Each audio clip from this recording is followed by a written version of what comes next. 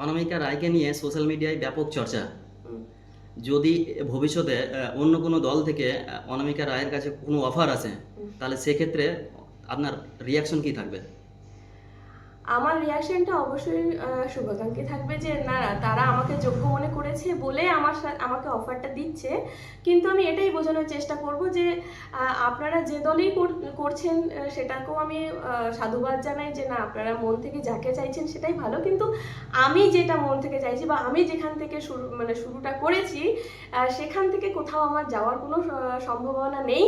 আর দরকার হলে আপনাকে আমি বোঝাবো যে কংগ্রেস কত ভালো দল এবং কংগ্রেসে আসলে কত শান্তিতে থাকা যায় এবং কতটা মান সম্মান নিয়ে কতটা মানুষের ভালোবাসা যে পাওয়া যায় সেটা আমি মানুষকে বোঝানোর চেষ্টা করব যাতে তারা আমাদের দলে আসে। আর কয়েক ঘন্টা পরে রেজাল্ট, কি বলবেন ভোট নিয়ে? কতটা আশাবাদী আছে আপনি জয়ের?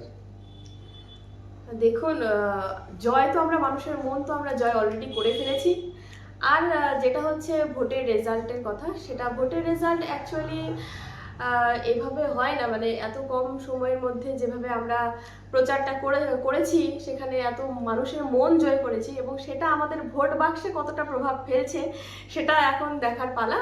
বাকিটা জনগণের মতামত, সেটা আমরা বলতে পারছি না। কর্মী সমর্থকদের থেকে আমরা জানতে পারলাম যে 4 তারিখে কি হবে আমরা জানি না। আমরা ইতিমধ্যেই আমাদের ক্যান্ডিডেট জয় হয়ে গেছেন, মানুষের মন জয় করে নিয়েছেন, কি বলবেন? অবশ্যই, মানে মানুষ যে হারে ভোট শেষ হওয়ার পরেও মানুষ যেভাবে আমার সাথে কথা বলছে, ফোনে কন্ট্যাক্ট রেখেছেন, মানে আমার মনে হয় না ভোট একটা মানে একটা স্টেশন, হ্যাঁ এরকম না যে ভোট একটা স্টেশন, ভোট হয়ে গেল মানে সব কিছু শেষ, সেটা না।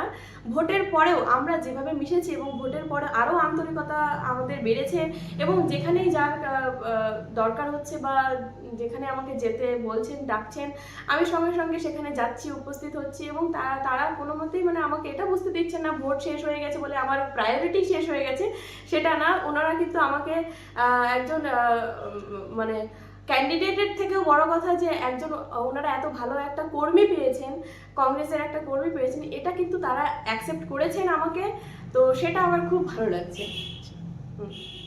আপনি ভোটে জিতলে মানুষের উন্নয়ন কি করবেন?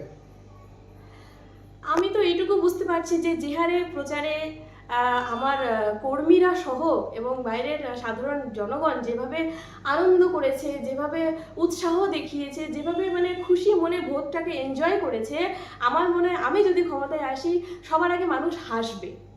এইটুকু আমি গ্যারেন্টি দিতে পারি যে না তারা কিন্তু একটা হাসবে এবং নিশ্চিন্তে থাকবে যে না আমাদের আর বাচ্চাদের কোনো মানে প্রবলেম হবে না, মানে শিশুরা যারা স্কুলে পড়ে তাদের কোনো প্রবলেম হবে না, আমাদের রাস্তাটা আমাদের সঠিক টাইমে ঠিক হয়ে যাবে এবং আমাদের যে হসপিটালগুলো আছে সেখানে যারা সরকারি ডাক্তাররা আছেন তারা এখন কি বলুন তো, সরকারি হসপিটালে যেমন তেমনভাবে রুগী দেখার পরে তারা প্রাইভেটে যখন তারা দেখছেন সেখানে আবার সেম রুগীকে যদি আমরা দেখাই সেখানে তারা ভালো পরিষেবা দিচ্ছেন। এই জিনিসটা যাতে না হয় সেই জিনিসটা আমরা লক্ষ্য রাখবো। মানে আমরা বিশেষ করে শিক্ষা এবং স্বাস্থ্যটাকে খুব গুরুত্ব দিয়ে দেখার চেষ্টা করব।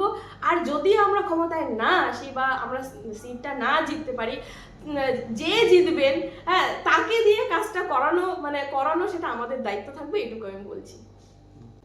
আপনার নাম এবং পরিচয় দিন। আমার নাম অনামিকা রায় এবং আমি 33 নং হেমদাবাদ বিধানসভার কংগ্রেস মনোনীত প্রার্থী।